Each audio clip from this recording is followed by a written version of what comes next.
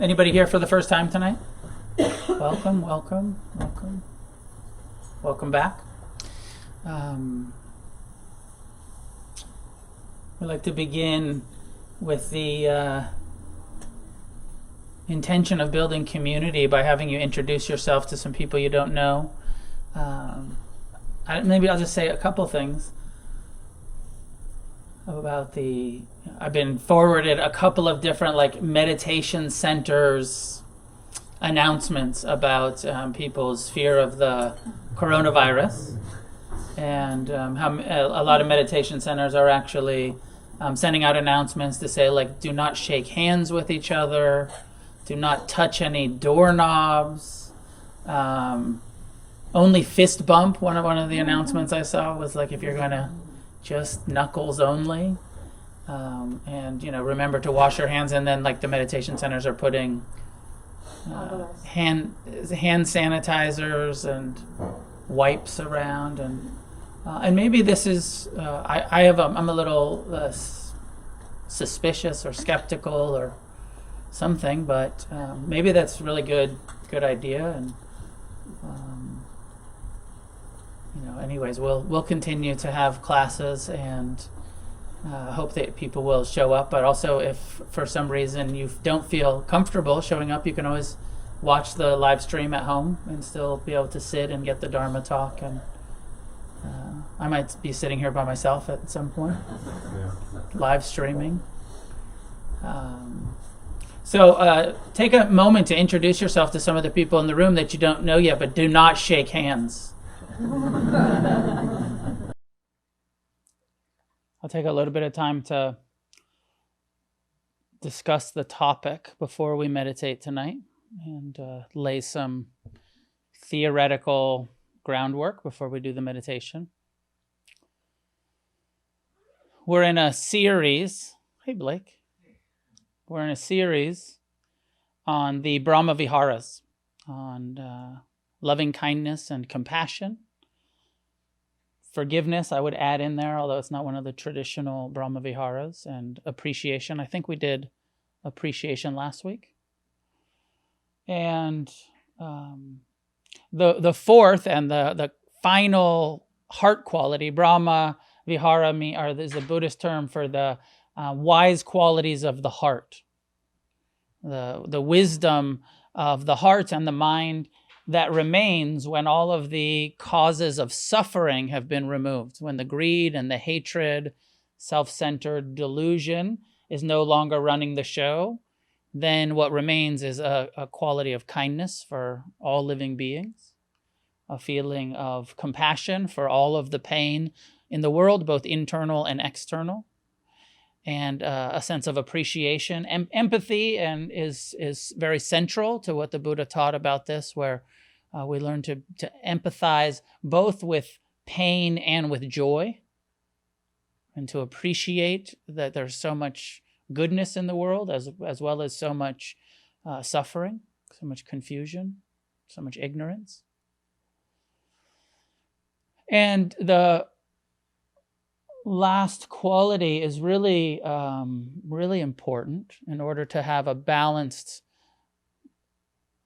experience of compassion, a balanced experience of kindness and of appreciation. This fourth quality, which is equanimity.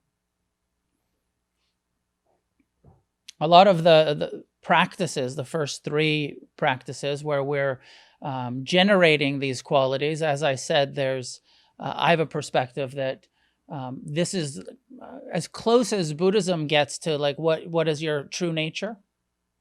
What is your core human potential quality? Who are we underneath our fear and our afflictive emotions and our self-centeredness? Underneath the suffering, who are we? What's really at the center of our being? And my perspective is, what the Buddha is saying is that we're kind beings. We're compassionate beings. We're loving and appreciative. Is what your heart actually wants to do, is when it's not obscured by what's causing suffering. when the heart's not covered with fear, anger, hatred, resentment, self-centeredness, that there's a part of all of us, of all human beings, that's genuinely kind and empathetic and friendly and compassionate and easy to forgive. And the first three practices, in order to generate those, instead of waiting for that to be your natural state of being, we try to develop these qualities. And maybe sometimes I like to think about it as skills that we need to develop that we don't have. That meditation is a skill building practice. I understand that compassion is a good idea, but I don't really have that skill. I hate pain rather than I care about it. So we develop the skill of compassion through training our mind and our heart through meditation. Or I know that kindness is a good idea, but I don't always feel kind. And my mind isn't always kind, and my attitude isn't always kind. So we develop that skill through long-term, disciplined, meditative skill building. And the first three practices are all done in this, I think, kind of as close as we get in Buddhism to praying. And we use the phrase where it's a wish. We're wishing for, may all beings be happy. May all beings be at ease. May all beings be free from suffering. May, so it's always this sort of, it's this wishing. It's this stating this aspiration and this wish to create a neural pathway and a heart experience and a mind experience of goodwill and of friendliness and of kindness and compassion. And we're training our mind and our heart to respond differently than its natural tendency. And I know that there feels like there's a contradiction. I don't know if it does to you, but to me, it feels like there's a contradiction because on one hand, we're saying like kindness, compassion, love is your true nature. But then actually, if we just have a little bit of humility and we look at our behaviors and our mind states, and we say, like, actually, my mind isn't kind and compassionate, and that doesn't feel like my natural state of being. My natural state of being feels like self-centered, pleasure-seeking, pain-avoiding, nervous, anxious, angry, afraid. So again, the perspective here is that underneath the natural, instinctual human drives that create all of the suffering, and we simply put it into three categories. Greed creates suffering, and greed is everywhere from clinging. Just, even the smallest attachment is in the category of greed. And, how many things are you attached to?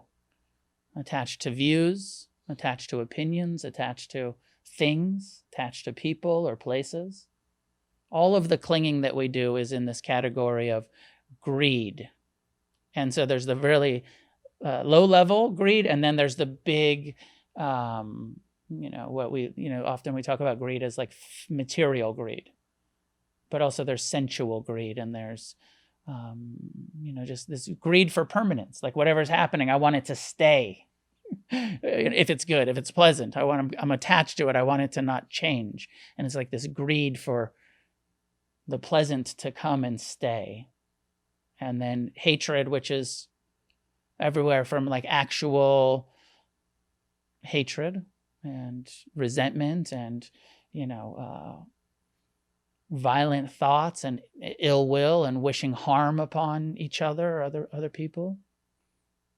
And then hatred is also just not liking to sit still and be uncomfortable. Aversion to boredom, aversion to discomfort, aversion to difficult sensations and emotions and thoughts. So from the subtle annoyances to the big, murderous rages, all hatred, all in the category of hatred. And delusion not seeing clearly, not seeing reality as it is. Anytime you have the thought, this is going to last forever. You have that thought sometimes? This shit's going to last forever. This heartbreak, this stress, I'm never going to feel better. Delusion. Anytime we forget about impermanence, we're in delusion. Anytime we aren't in harmony with everything is changing, we're in delusion. And one of the core human delusions is self-centeredness, and the way that we take everything personal, and we think this body is who I am, and my mind and my emotions are my identity, and we believe our thoughts. We believe our feelings as facts rather than as impermanent phenomena that's arising in the mind and being felt in the body. We think, I am angry. I am this. And we take it as self. And we're forgetting that it's impermanent. And we also don't understand that much of what we're experiencing is just the phenomena of being human, and it's not so personal. It's not your anger, your fear, your greed or hatred. It is just the human condition of craving and aversion and a mind that thinks about itself most of the time. Just what it's like to have taken birth. We have a mind that's going to be ruled by millions of years of evolutionary biology and psychology, and is going to be pretty self-referential. I, me, mine is natural, but it's not seeing clearly that that's just what the mind does. It's not who we really are. So, the Buddha's awakening led him to understand that there is no solid, separate, continuous self to be found in this human experience. And if that makes sense to you, cool. If that doesn't make sense to you, just look for it. What part of your mind, what part of your body, what part of your consciousness or perception or experience in life is permanent and unchanging self. This isn't the topic, but I do feel like it's worth saying that my own feeling is that sometimes Buddhism goes a little too far, or Buddhists go a little too far and say there is no self. The self is a delusion or an illusion. My own experience and view is that it's not that there's no self, and that actually anatta, this word that often we're talking about, the delusion of self, anatta literally is saying there is no permanent self, that who we are, what we are, is an unfolding process, and that the self is an unfolding process. It's not fixed. It's not unchanging, but it's arising out of conditions that are impermanent conditions, like having a body and having a mind and having feeling tone and perception and memory. And that creates this feeling of I and this separateness. I am permanently separate from you. And we're not seeing clearly. So anyways, I'm going on a tangent about greed, hatred, and delusion. And that the Brahmavihāras are what remains when we're not being misidentified with our cravings, misidentified or identified with the aversions that naturally happen as part of having a nervous system and a body. Does this make sense? I think it's important, for me, it's very important to have a realistic view of what the Dharma is offering. Because, Buddhism says the end of greed, hatred, and delusion. And I think a lot of people suffer about I've been meditating for decades and I haven't been able to end desire. I haven't been able to end aversion. I haven't been able to stop my mind from thinking about itself all day. So I'm still so identified with self, even though I've been meditating. Where's the emptiness? Where's the no self? Where's the perfect liberation? My feeling is better to look at not taking it personal, not being so identified with it, rather than expecting it to end. Don't expect your nervous system to stop hating pain. Just know that with compassion practice, you'll have a lot of room for pain, even though there'll be a part of your body that wants to reject it. It's the body's job to reject pain. No matter how much compassion we get, it doesn't stop things from hurting. No matter how kind we are, it doesn't make other people behave in skillful ways. Still going to be difficult to walk through this world, no matter how kind you are, because you see so much ignorance and so much oppression and so much injustice, seeming injustice on the planet. So the first three are all done by trying to develop these skills of kindness and compassion and appreciation. And the wishing, may all beings, may I, may you, may my teachers, may my enemies even be met with love and kindness. May my enemies even be met with compassion, no matter how confused, no matter how ignorant, no matter how much greed or hatred, or may I learn to meet the suffering of others with friendliness. May I learn to meet my own suffering with friendliness, with compassion. And I think there's a bit of a danger in all of the wishing. And there can be a feeling of like, well, I've been wishing for you to stop suffering, but why won't you fucking stop suffering? I've been wishing for this world to not be so confused, but doesn't slow down the confusion in the world much. I've been wishing kindness upon you, and I've been wishing compassion, and I've been developing all of this appreciation, and sometimes it can get imbalanced, where we think we're going to have more influence over each other than we are. I heard a Tibetan Buddhist teacher years ago, the first time I heard this said, and it really struck me. He said, we got to make sure when we're developing compassion that we're developing true compassion. True compassion has no attachment to outcomes. It's just purely caring without needing it to be different than it is. And make sure that we're not developing idiot compassion. And the idiot compassion is you care, but you're suffering about it not being different than it is. You're attached and suffering. Your caring is turning into suffering. And what he was saying was that true compassion, there's no suffering in true compassion. You don't suffer about it. You just care about it, the pain, the confusion.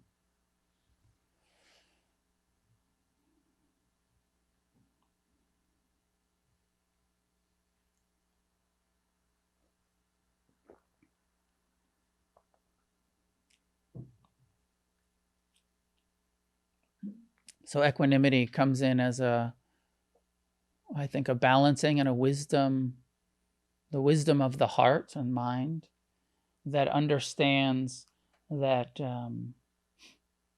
although we're very powerful human beings, we have a lot of influence over each other. This whole Buddhist perspective is saying that you have the power to end all of your suffering in this lifetime. This is the core teaching of early Buddhism. Original teaching of the Buddha was a humanist psychology empowerment saying you, through your own efforts in this lifetime, here and now, can stop suffering. Empowering people to say through not through a divine intervention, not through the grace of some guru, not through any sort of magical anything, but through your own actions. You can end suffering in your life if you apply these Four Noble Truths and this Eightfold Path. What he didn't say was that if you get spiritual enough, you can end other people's suffering. Never said that. ever. As a matter of fact, people would come to him in that guru culture, as human beings do. We're very devotional and we want someone else to do the work for us. And we heard, hey, there's this magic guru over here and he can give you a magic blessing and then you can magically not suffer anymore. You'll be happily ever after. And so, very much was the culture in India and in the time of the Buddha and to this day, this feeling that there are enlightened beings that can bestow grace upon you. And so all the time people were coming to the Buddha and saying like, okay, take my suffering away. I've come to, you're an enlightened master and here I am, do it.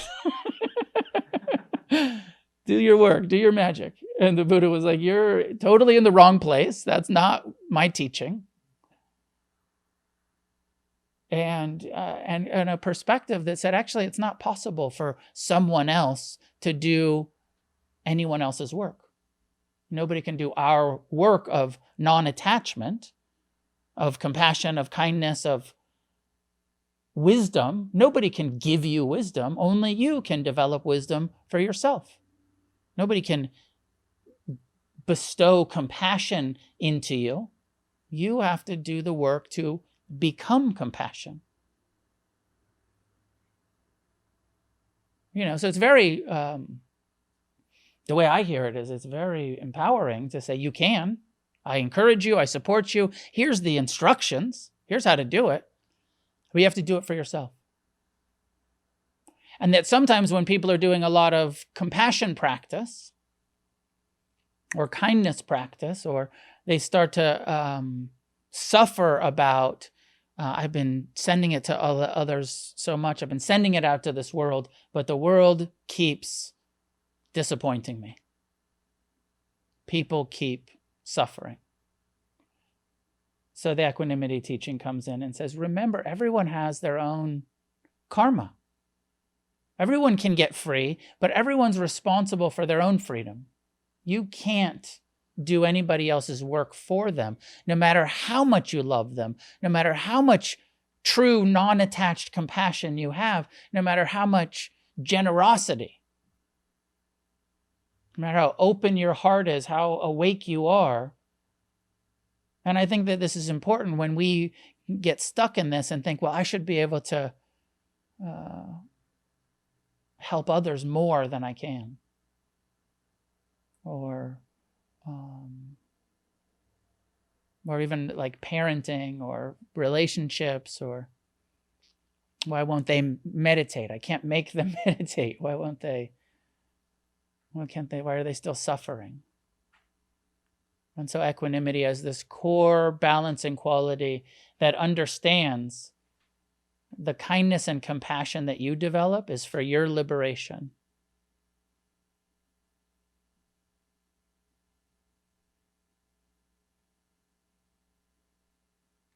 And that everyone has to develop that for themselves. And so the meditation in equanimity is saying over and over, reminding yourself, all beings, everyone, and you can be specific. You can think of someone that you're attached to, someone that's suffering, someone that's you're jealous of, someone that you can bring that person to mind, and then you say to them, I understand that your happiness or unhappiness depends on your actions, not my wishes for you. The traditional phrase is something like, all beings are heirs to their own karma. So there's a bit of a piece here, I think, for us. And, it's where the Buddha starts. He said, if you want to understand the Eightfold Path, the first thing in the Eightfold Path is understand karma. Karma is a real thing. It's not just a, cool buzzword. And karma means actions have consequences.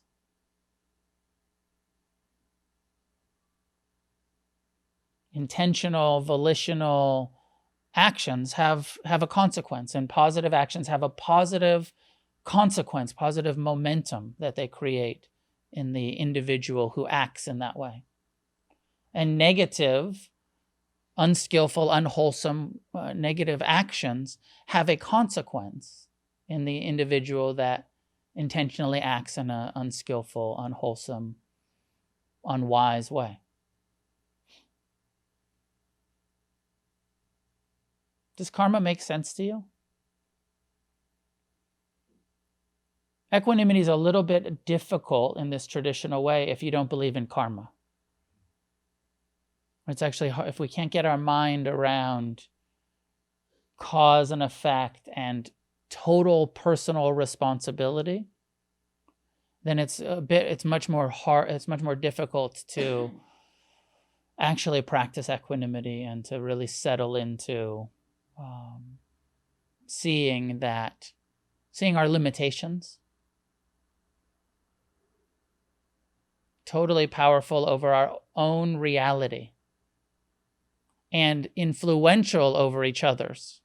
I don't want to go all the way to like powerlessness over each other. Actually, human beings have a lot of influence over each other. How we speak to each other, how we model our actions, how we live, the amount of renunciation, the amount of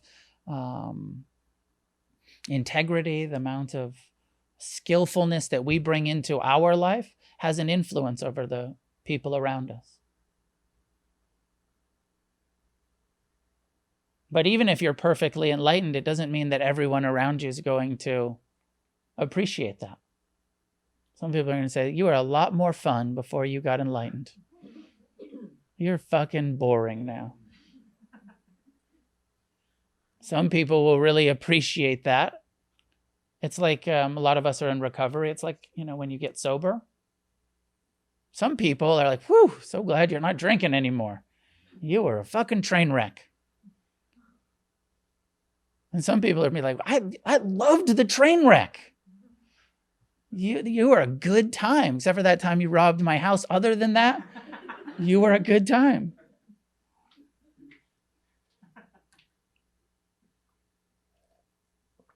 Not everyone appreciates spiritual growth. Some people feel threatened by it.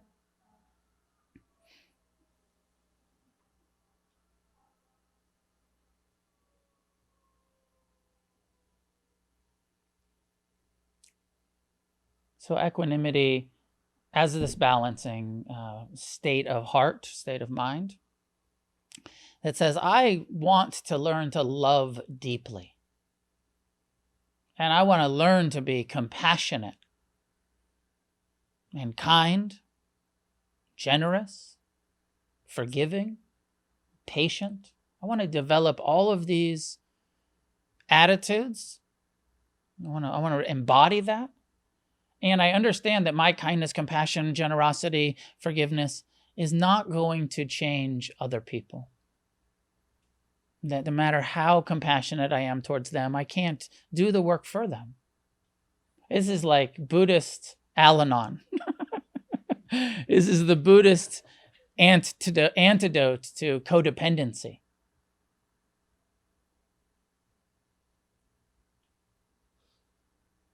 I'm responsible for my happiness. You're responsible for your happiness. And we don't want to let that stop us from trying to have a positive influence and effect. We want to say, like, I get it, totally get you're responsible for your happiness. And I want to continue to encourage you and support you and make available the resources for you to do your own work. I know you have to do your own work, but I'm not going to use equanimity as this, like, well, you're responsible for your happiness, so go fuck yourself. You're responsible for your happiness, and how can I support you in doing the work that will lead to your happiness? Are you interested? It's an open offering rather than a manipulating or controlling or clinging to an outcome. Does that make sense? How would your life be different? Your mind states, your relationships, if you're really equanimous about other people's suffering. if you removed all of the suffering that you experience about other people's ignorance or other people's greed or other people's hatred, if you really just saw, oh, that person who's being greedy or hateful, or they're responsible for their own happiness. They're karmically, creating suffering for themselves. I don't need to suffer at them. My job is to have compassion. My job is to appreciate real happiness. And my job is to try to have a balanced heart, an equanimous mind in this world that's filled with greed, hatred, and delusion, both internally in ourselves and externally in our communities and our neighborhoods and our society and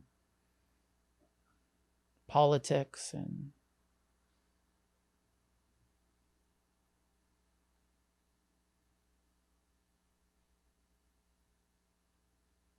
I once heard a Dharma talk that I didn't like. I've heard a lot of Dharma talks I didn't like, and she was giving a talk on equanimity, and she started by saying,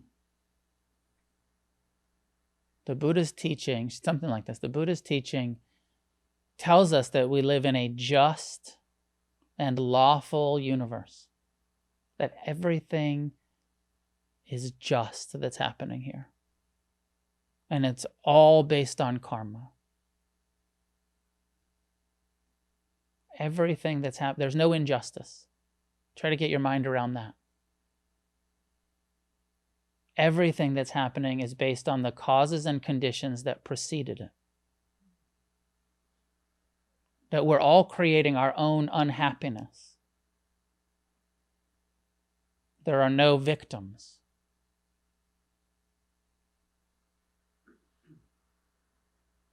You don't like that either, do you? I didn't like it. I still don't like it. But what if it's true?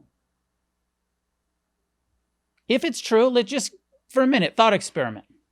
If it's true that everything is based on the causes and conditions that preceded it. Jason, if you wanted to cool it down, turn on the AC rather than opening the window. If it's too warm, you can turn the AC on. Might feel stuffy, but it gets a little loud with the window open. I don't have enough equanimity for that shit.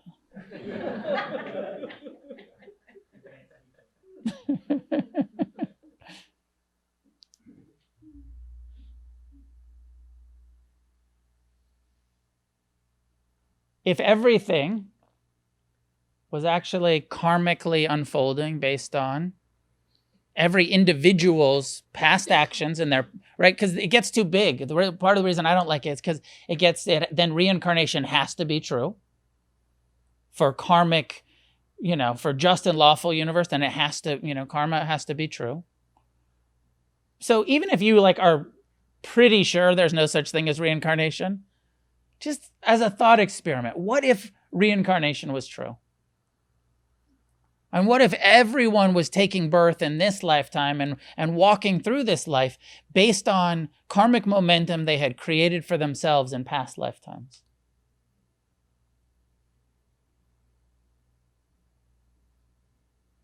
Would you still have compassion?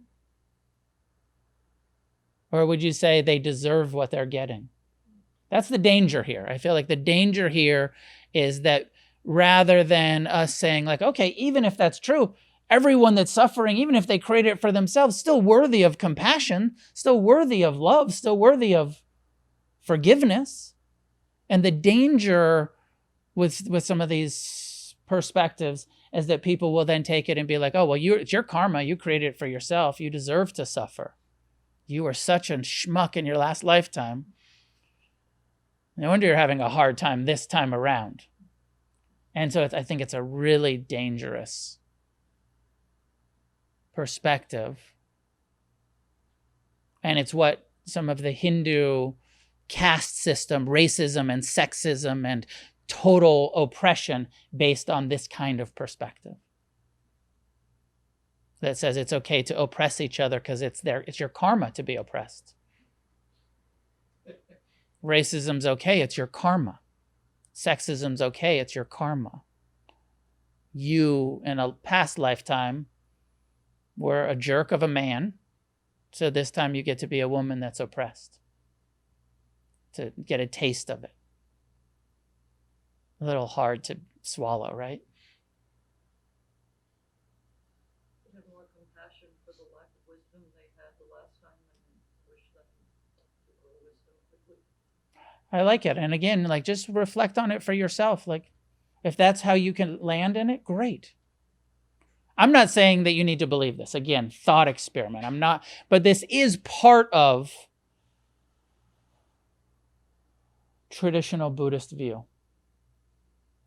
As most of you know who've sat with me in the past, I don't have much of an agenda of you being a Buddhist or believing everything that Buddhism teaches.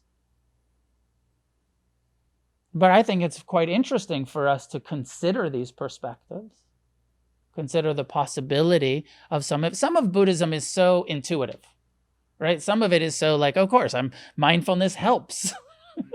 I suffer less when I'm mindful. Kindness and compassion and forgiveness, it helps. When we start getting into things about reincarnation and karma and just and lawful universe, it stops making easy, rational sense. There's some leaps, theoretical leaps. If this is true, then maybe it could make sense. If something that we can't verify is true, then maybe this could make sense. It kind of makes sense if you talk about the philosophy that we grow from facing and challenging our pain. Humans don't grow very well from facing and challenging our happiness. We just kind of go, oh yeah, happy. But when we have those challenges, right, that's like the Dalai Lama saying, be grateful. It wakes you up out of your stupor, and you learn these things. So you can kind of say, okay, these. So for now, Judy, just in you, like, just make sense of it in yourself for now. We'll have some discussion afterwards, but if that's how it helps you make sense of it, just sit with that. That's how it makes sense to you. For now, we'll have some discussion after we sit.